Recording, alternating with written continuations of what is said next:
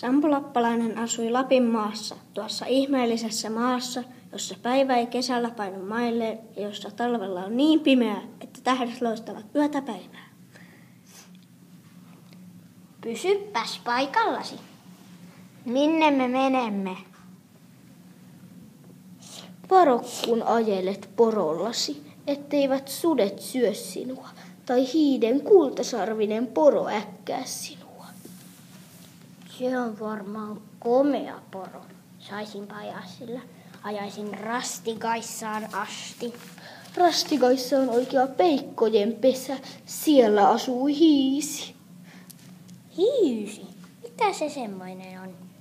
Lupaa minulle, pikku lappalainen, ettet koskaan aja Rastikaissaan. Siellä asuu hiisi, tunturien mahtava kuningas, joka syö poron kuin poron yhtenä suupalana ja hotkii pikkupoikia kuin hyttysiä. Olisi tosi jännittävää nähdä mokoma jättiläinen, tietenkin vain matkan päästä vilahdukselta. Tulepas katsomaan. Tiedätkö, mikä tuo on? En. Se on auringon ennen. Huomenna näemme jo itse auringon. Katsoppa, kuinka kummasti Rastikaissa laki paistaa. Sampon piti mennä nukkumaan, mutta uni ei ottanut tullakseen. En minä saa unta. Lähden katsomaan tunturien kuningasta. Jännittävää. Hän valjusti poronsa ja lähti ajelemaan Rastikaissalle päin. Ihan pikkuisen vain. Pidä varasi, nyt alkaa hurja kyyti.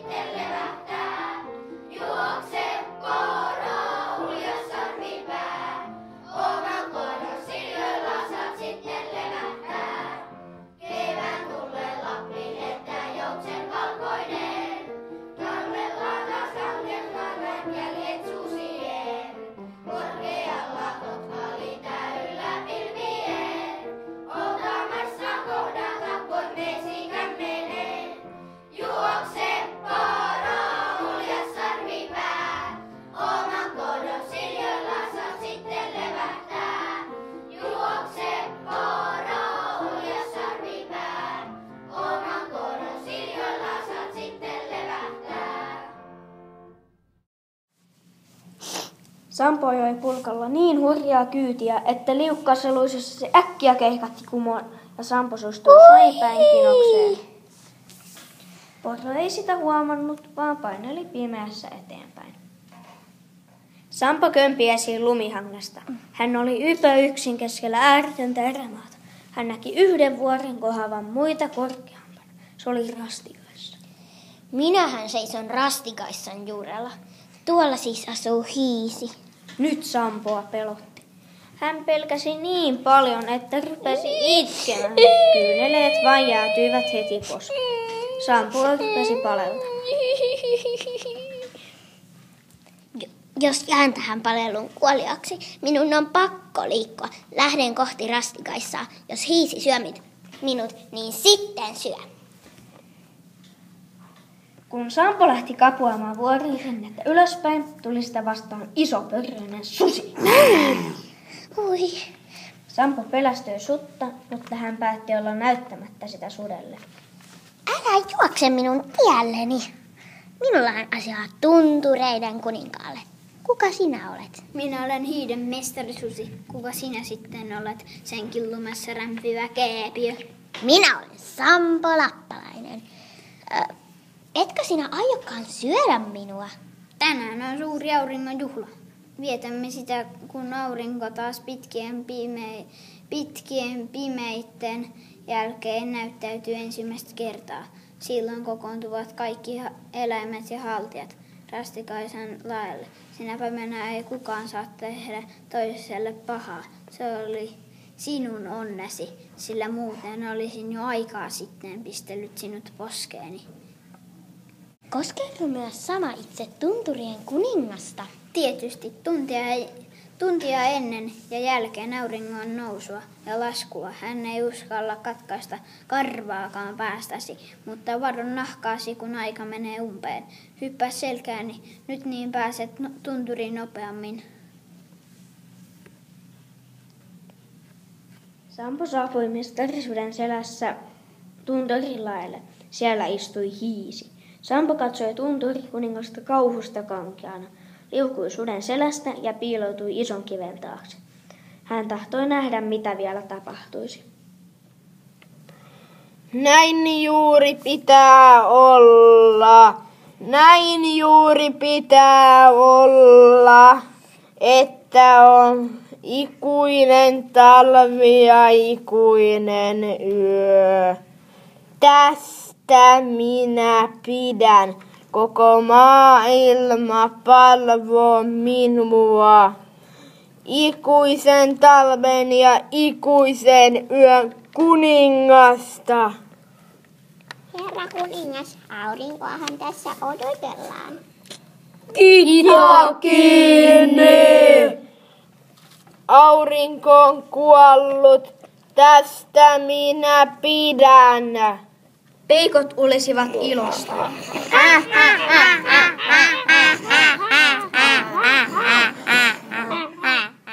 Ja eläimet pelosta.